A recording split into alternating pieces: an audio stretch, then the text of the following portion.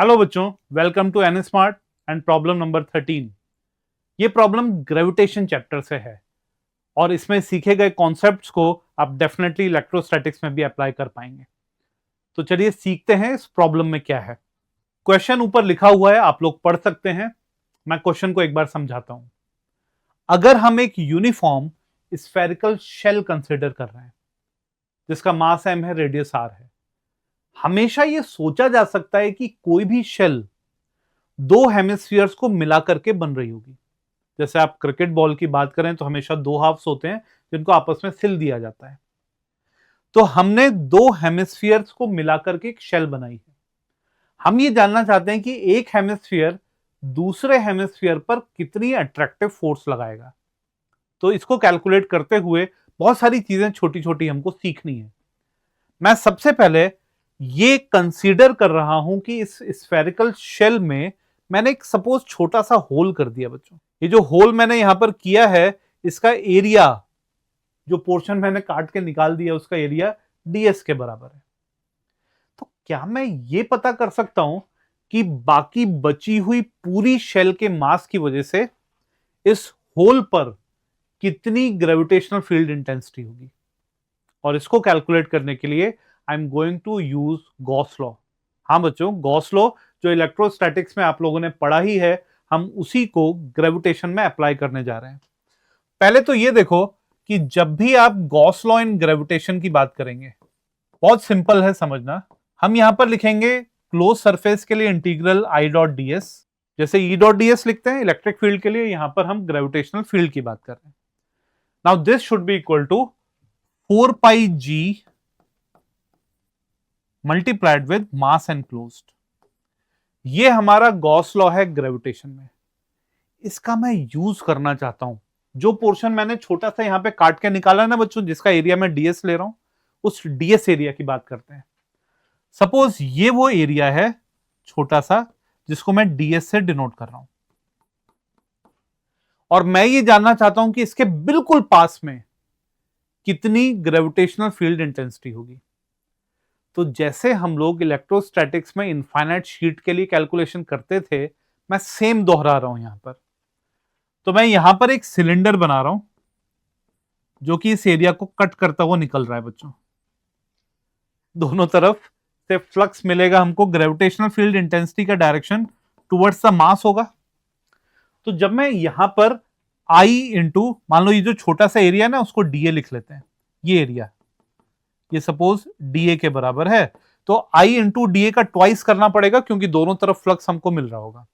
That will be equal to 4 pi G into mass enclosed. बच्चों mass enclosed कितना होगा? Obviously sigma into area. तो sigma is mass पर unit area, और area यहां पर मैंने डीए ले लिया। जैसे ही मैं ये लिख रहा हूं, डीए तो हटा सकते हैं, आप आई की वैल्यू कितनी लिख पाओगे? Of course it will be 2 pi G sigma. ये वैल्यू आपको आसानी से मिल जाती है। हमने ग्रेविटेशनल फील्ड इंटेंसिटी तो निकाल ली। अब आप थोड़ा सोच करके देखो, इस होल की अगर बात की जाए तो इस ढक्कन को जब मैं वापस यहां लगा दूंगा, ये जो छोटा सा एरिया है ना डीएस, उसको मैं ढक्कन बोल रहा हूं, उसको अगर मैं वापस यहां लगा दूंगा तो शेल कंप्लीट हो गई। और कंप्लीट शेल के अंदर किसी भी पॉइंट पर ग्रेविटेशनल फील्ड इंटेंसिटी 0 होनी चाहिए। तो एक बात सोचो, इसके जस्ट अंदर में अगर देखोगे तो इस एरिया की वजह से कितनी फील्ड इंटेंसिटी है, आई, जो मैंने कैलकुलेट की। तो बाकी बचे हुए सारे मास की वजह से कितनी होनी चाहिए? ऑपोजिट डायरेक्शन में बच्चों। अगर इसकी वजह से मैं आई दिखा पा रहा हूं इसकी तरफ, तो बाकी के बचे हुए मास की वजह से भी तो आई होगी। तो ये अगर वेक्टर फॉर्म में लिखोगे तो नेगेटिव साइन आएगा। अब ये जो ग्रेविटेशनल फील्ड इंटेंसिटी है यहां पर जो हमने कैलकुलेट की, वही बाकी के बचे हुए सारे मास की वजह से होगी। अब मेरा क्वेश्चन थोड़ा और इवॉल्व हो रहा है। अब मैं ये कह रहा हूं कि जब मैंने इसका ढक्कन वापस से बंद किया, जो डीएस एरिया है वो मैंने वापस से रख दिया, तो बाकी का बचा हुआ पूरा का पूरा स्फेरिकल शेल उस डीएस एरिया पर कितनी फोर्स लगा रहा है?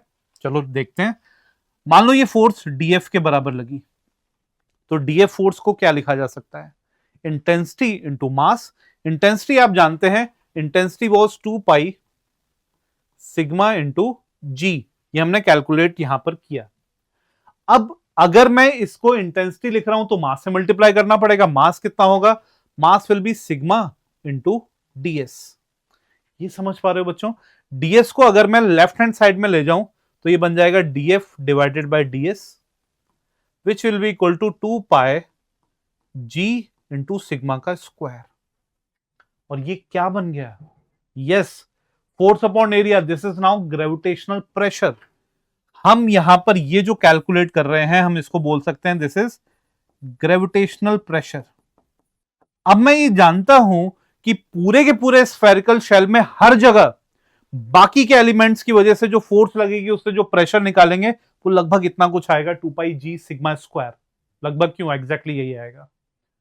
अगर यहां तक हम पहुंच गए हैं तो चलो थोड़ा और आगे बढ़ते हैं। अब मैं एक हेमिस्फीयर की बात कर रहा हूं जो मैंने पहले से बनाया हुआ है।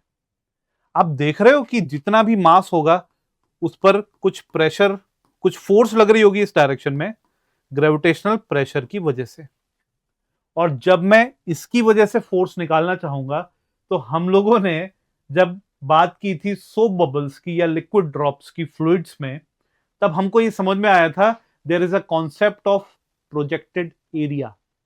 मतलब अगर मुझे इस पर फोर्स निकालनी है टोटल, तो मैं लिखूंगा प्रेशर जो लग रहा है हर पॉइंट पे, that pressure multiplied with projected area. और हेमिस्फीयर का प्रोजेक्टेड एरिया कितना होता है? पाई आर स्क्वायर के बराबर। तो मैं यहां पर लिख सकता हूं दैट प्रेशर तो है 2 पाई जी सिग्मा स्क्वायर, और इसको मैं मल्टीप्लाई कर रहा हूं प्रोजेक्टेड एरिया से, which is pi R square. चलो इसको कैलकुलेट करके देखते हैं क्या आएगा। तो ये वैल्यू हो जाएगी 2 पाई जी सिग्मा का square. Sigma is nothing but mass divided by 4 pi R square. तो यहां पर आएगा मास का square divided by 16 pi square R square into pi R square. तो है ही भाई, ये हमेशा ही लिखा जा सकता है, इस फॉर्म में हम रिप्रेजेंटेशन दे सकते हैं। हाँ, 4 पाई आर स्क्वायर का स्क्वायर करोगे तो पावर 4 आएगा।